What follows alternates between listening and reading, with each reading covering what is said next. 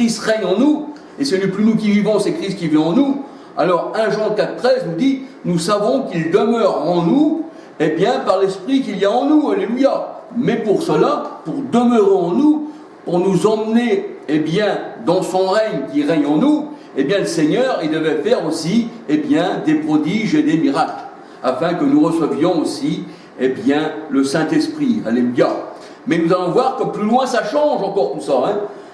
Nous allons voir que plus loin ça change, mais on va se laisser guider pour l'instant par la parole de Dieu. Alors c'est vrai que la parole de Dieu, elle dit que Christ règne dans nos cœurs, hein, c'est vrai. Romains 5, verset 17, Galates 4, verset 6, Galates 4, verset 6, et Éphésiens 3, verset 17, alléluia. Alors c'est pour ça que la parole de Dieu nous dit, eh bien comme Paul disait, ce n'est plus moi qui vis, c'est Christ qui vit en moi. Et c'est Christ qui règne en moi. Alléluia. Le royaume du Christ, il est dans notre cœur. Et si on n'a pas l'esprit du Christ, on ne lui appartient pas. On ne lui appartient pas. Pardon, on ne lui appartient pas. Romains 8, 9. Et Galates 2, 20. Alléluia. Galates 2, 20.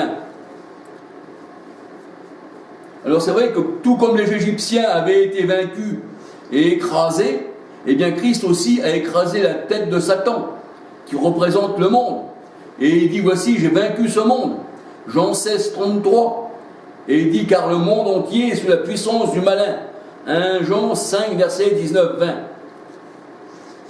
Mais nous ne sommes plus sous la puissance du malin. On ne fait pas partie de ce monde, car nous sommes entrés dans la nouvelle Jérusalem, l'épouse du Christ. Alléluia. Apocalypse 21, verset 1, 2, 9, 10. Apocalypse 21, verset 1, 2, 9, 10. Alors regardez bien ce que je veux vous dire. Regardez bien ces versets, écoutez-les bien. Ils sont à comparer avec d'autres versets. Dans Ésaïe 8, 18, il est dit, me voici avec les enfants que tu m'as donnés. Voyez-vous, dans Ésaïe 8, 18, il est dit, me voici avec les enfants que tu m'as donnés. Et nous serons des signes et des prodiges en Israël, de la part de l'Éternel des armées. Et nous serons des signes et des prodiges, hein, de la part de l'Éternel des armées. Ésaïe 8, 18. Alléluia. Alors ces paroles-là sont reprises pour le Seigneur Jésus-Christ avec ses disciples. Hébreux 2, 13. Me voici, hein, moi et les enfants que l'Éternel m'a donnés. Hébreux 2, 13. Alléluia. Ça, c'était au sujet, eh bien, des apôtres du Christ. Les apôtres du Christ, alléluia, eh bien, c'était des enfants que Dieu avait donnés à Christ. Alléluia.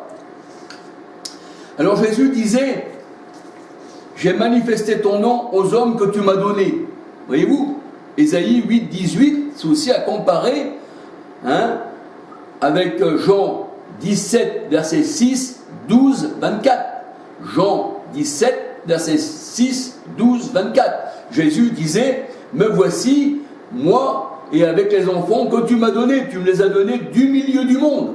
C'est ce que dit aussi Ésaïe 8, 18 et Hébreux 2, 13. Les enfants que tu m'as donnés, nous sommes des signes et des prodiges en Israël. Alléluia. Jean 17, verset 6, 12, 24. Alors c'est vrai qu'il n'est pas étonnant que le Seigneur Jésus, eh bien, il a choisi les 12 apôtres, parce qu'il lui avait été donné de la part de l'Éternel. Moi voici, moi les enfants que tu m'as donnés, nous sommes des prodiges en Israël. Alléluia. Jean 17, 6. C'est vrai que ces enfants-là, eh bien, ils ont été annoncés, eh bien, l'évangile, les 12 apôtres, hein, l'évangile avec des signes et des miracles. Alléluia. Et c'est vrai qu'aujourd'hui, eh bien, sans miracle, il n'y a pas beaucoup de gens qui croient. Ils veulent voir des miracles, ils veulent voir des prodiges, ils veulent voir des jambes repoussées et des chauves, eh bien, chevelus. Hein, ils veulent que les jambes repoussent, ils veulent tout ça, ils veulent... Donc c'est même plus par la foi qu'ils vivent. Ils veulent vivre par la vue. Voyez-vous? Mais la parole de Dieu, elle dit en ce temps-là, eh bien, Jésus est venu et il a fait des prodiges et des miracles. On s'entend, alléluia. Bon, ça ne veut pas dire que si le Seigneur voudrait faire quelque chose aujourd'hui, eh bien, comme il est tout puissant, libre à lui, alléluia. Mais nous savons, eh bien, que c'était les apôtres en leur temps qui ont fait des prodiges et des miracles. Jésus donc choisit les enfants qui lui ont été donnés par l'Éternel, les 12 apôtres, car ils étaient destinés avant la fondation du monde. Et il les envoya avec le pouvoir de faire des miracles et des prodiges. Matthieu 10, versets 1 à 8. Matthieu 10, versets 1 à 8. Ça c'était, Ésaïe 8, 18, me voici, nous sommes des prodiges et des miracles en Israël, voici les enfants que tu m'as donnés. Mais Jésus ne les avait pas envoyés dans le monde, ses apôtres, sans que ces apôtres, premièrement, croient en lui. Parce que sinon, ils seraient partis comme ça, ils n'auraient même pas cru si Jésus avait été vraiment l'Éternel. Il fallait que Jésus aussi, fasse des miracles devant ses apôtres, comme Lazare, et puis comme tous les miracles qu'il a fait encore devant eux, pour qu'ils puissent croire en eux. Aussi bien que Thomas, que quand il a vu Jésus dans un corps percé par les clous, qui vivait dans un corps qui était mort sur la croix, et puis que Jésus vivait dans ce corps percé, qui était le même, quand il voit ça, il dit « Mon Seigneur est mon Dieu ». Mais qu'est-ce qu'il y dit, le Seigneur Jésus-Christ? Heureux, Thomas, ceux qui croient sans voir. Parce que toi, il faut encore, tu vois des miracles. Et les miracles, c'était pour que les gens croient, voyez-vous. Alors, on va voir encore plus loin pour cela, pour la foi. Alléluia. Mais Jésus ne les avait pas envoyés dans le monde sans que les apôtres, premièrement, croient en lui. Il fallait d'abord que les apôtres, eux aussi, voient les miracles de Jésus et de ses prodiges pour croire en lui et annoncer sa parole. Pour croire en lui, le premier miracle que Jésus fit, c'est l'eau changée en vin. Les disciples, voyant cela, crurent en Jésus. Ils crurent en lui en voyant cela. Jean 2, verset 3 à 11. Jean 2, verset 3 à 11. Et la parole de Dieu, elle dit, il manifesta sa gloire. Bien sûr, comme en Égypte. Voilà. Et tout comme il a fait mourir Lazare, et qu'il a montré sa gloire encore à ses disciples. Alléluia. Lire Jean 11, tout Jean 11. Et vous allez voir que là, le Seigneur, en faisant mourir Lazare, parce qu'il dit Lazare, il n'est pas à la mort, mais il dort. Mais ça, c'était pour que les disciples encore puissent croire, parce qu'il dit Lazare, il est mort à cause de vous. Et par Lazare, je ferai éclater ma gloire.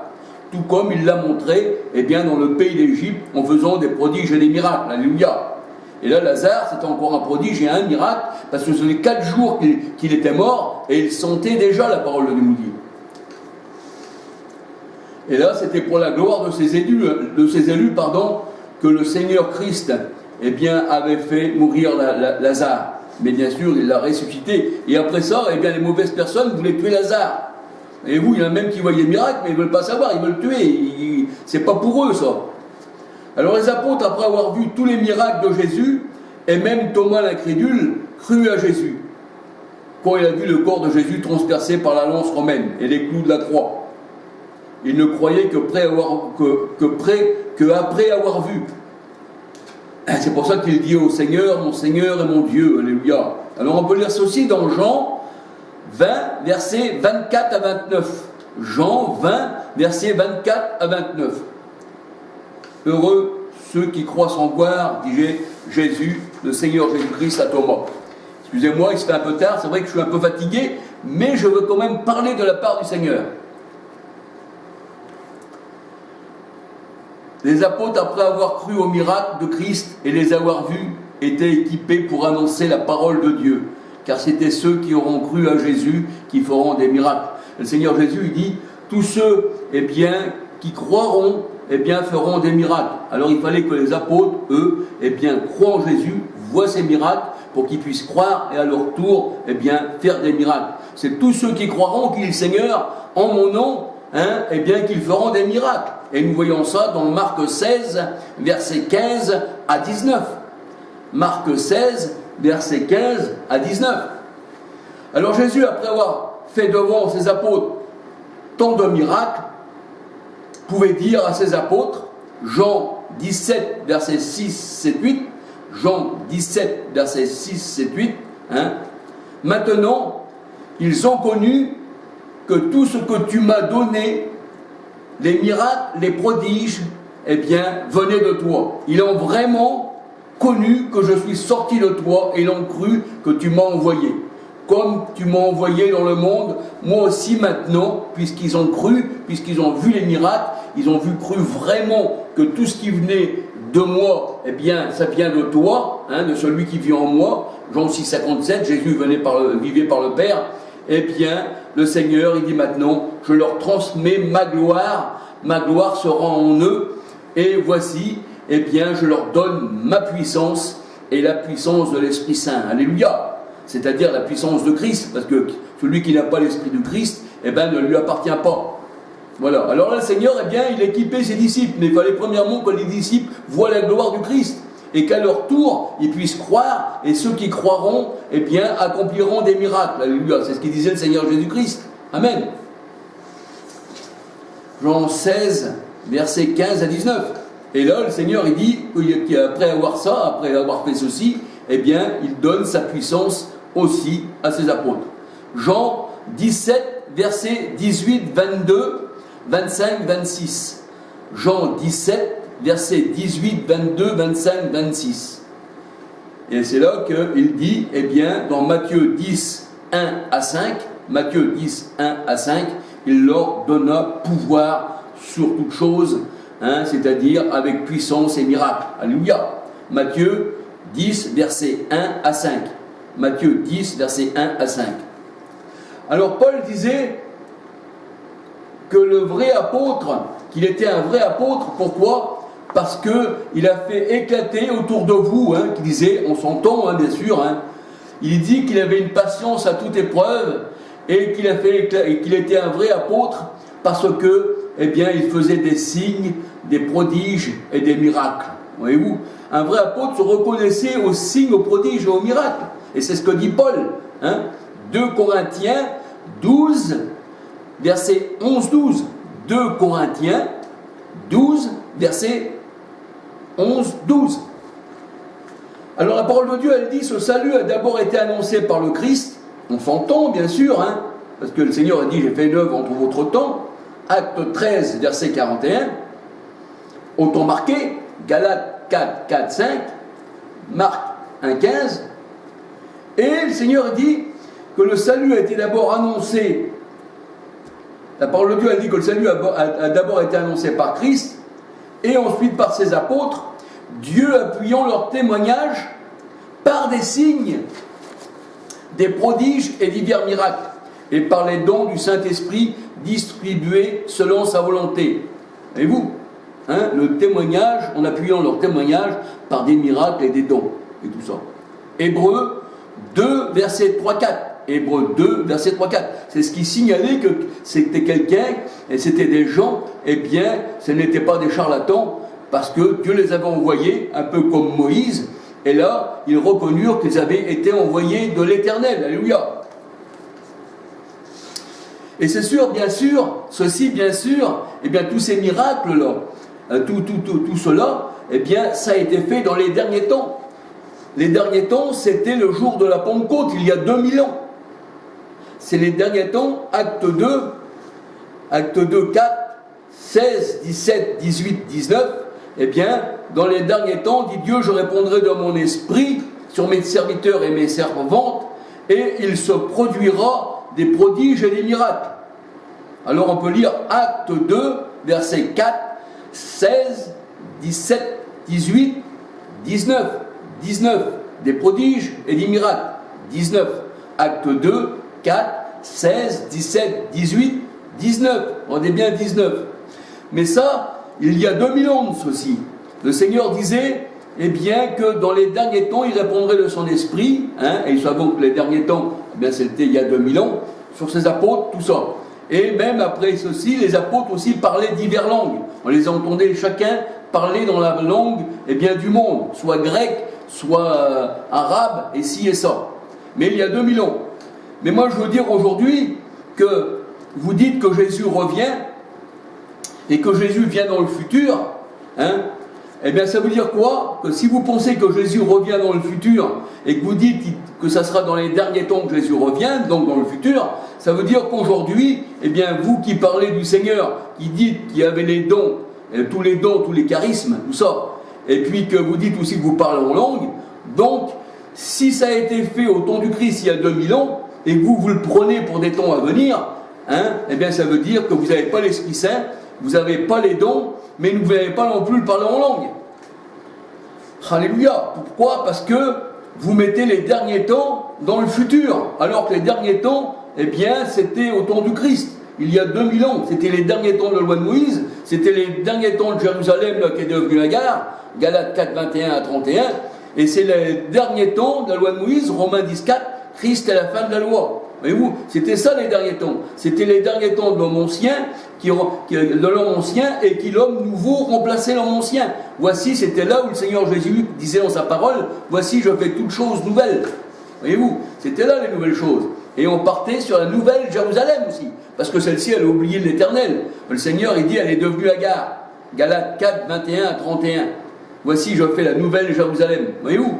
Et alors vous, si vous dites que vous êtes encore en attente de Jésus-Christ, eh bien, ça veut dire que, eh bien, si vous êtes en attente, et qu'il viendra dans les derniers temps, et que tout se passe dans les temps futurs, eh bien, vous n'avez pas reçu l'Esprit parce que il faudra attendre qu'il vienne pour que vous puissiez recevoir l'Esprit et qu'il donne le parler en langue et ci et ça.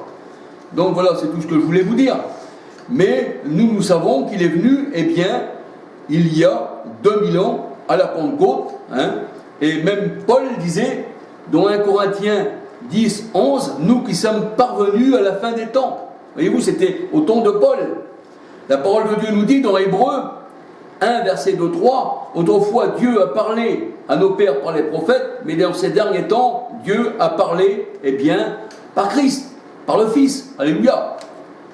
1 Pierre 19, 20 nous dit, 1 Pierre 19, 20 il nous dit, eh bien, que Jésus est l'agneau immolé avant la fin avant la fondation du monde, mais qu'il fut manifesté à la fin des temps. Voyez-vous, tous les apôtres sont d'accord qu'au temps de Christ, c'était la fin des temps. Alléluia.